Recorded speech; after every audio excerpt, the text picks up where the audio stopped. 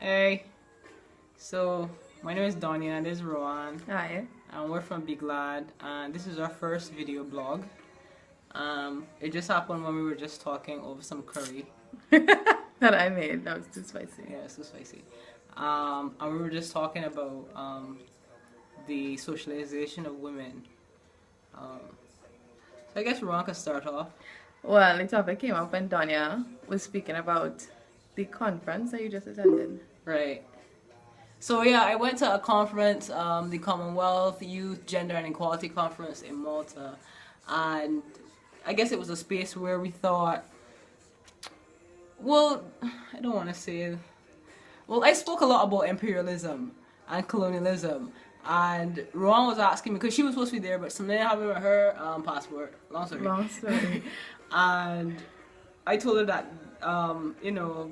there was a need for like a stronger feminist voice. It was the Commonwealth, the Commonwealth, the conference was fantastic. There was nothing lacking really, but I just felt as though, Rowan would have added that feminist voice. So she was like asking me like, when you gonna be that feminist voice? Yeah, and the context in which you were speaking about socialization, you were talking about making provision, sort of like an affirmative action for women to become more involved in politics. And you're saying that it can't take place when women are already grown and when females are already socialized into certain roles. It has to start from young.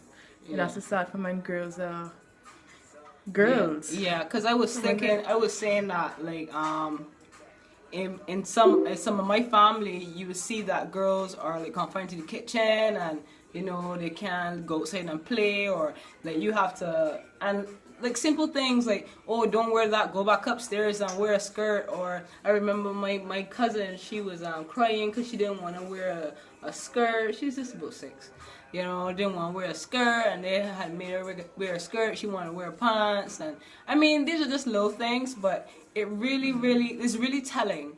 And we teach them to be subservient from young. Teach them to sit in the back and take this role. And the boys go and play. Let the boys lead. So when people grow up thinking like, this is what men do, this is what boys do, this is where I belong, how do you expect to tell a 30-something-year-old woman who grew up like that, like, oh, well, I told you, just sit in the back for your whole life, but no, this is your chance. Go and sit up there with all those men. It's not gonna happen. Even like when women reach into that role, they criticize.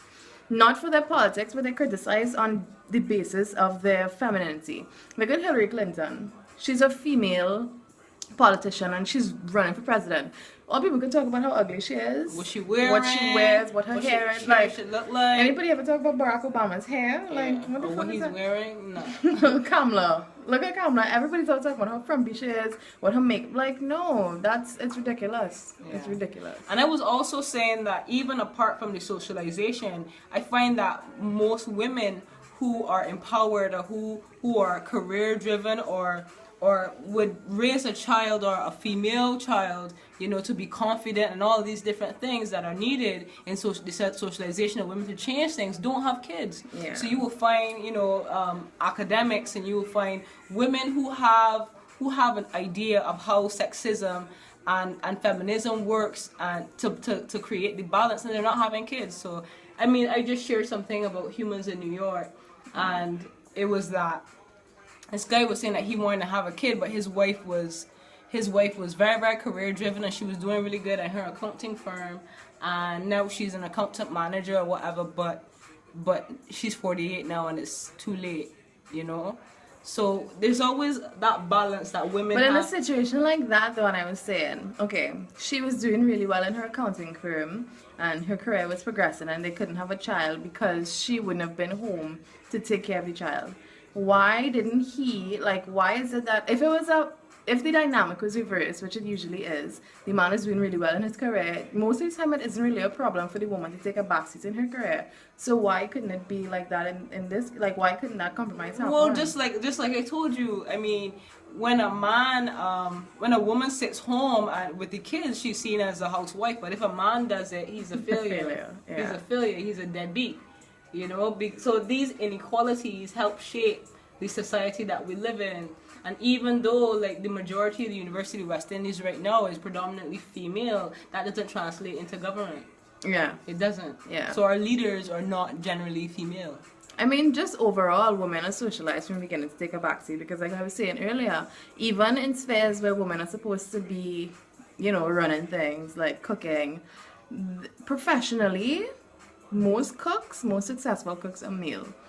I mean, that speaks to sexism a great level because even in the roles where women are supposed to be dominating things, they still can't succeed. Men are still on top. And I think from young, we need to socialize not just the girls, but the boys as well.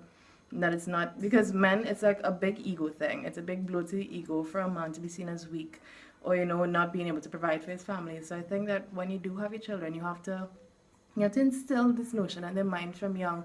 And instead of trying to, like, erase what society has already, like, piled on for years and years and years, you teach them these things and you build that foundation. Yeah, and some people feel as though feminism is something that is an attack on men. It's not. Feminism is for everyone. It's not an attack on men. I love men. You do? I have male friends. I love men. They're great people. Yeah. They're not like sexual partners or anything. but yeah.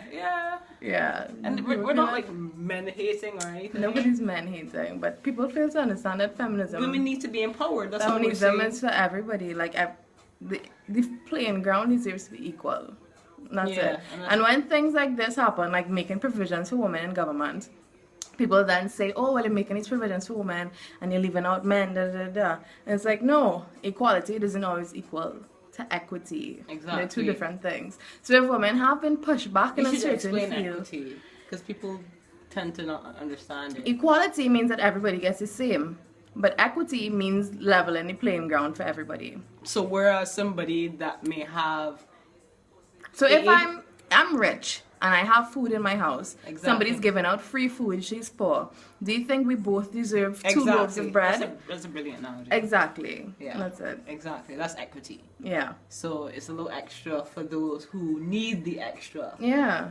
So that the playing field could be level. The playing field could be level. Exactly. That's equity. It's not that hard to understand. I don't know. Some people don't understand it. Okay. All right. Cool. So anything else we want to talk about? We could edit this part out. Nah, I think that was the thought of the day.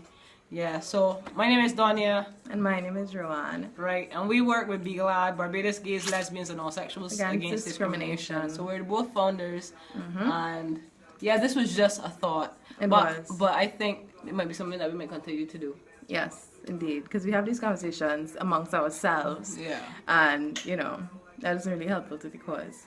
Yeah, and Rowan is looking for... I shouldn't say that. No. Alright, cool. Alright, bye.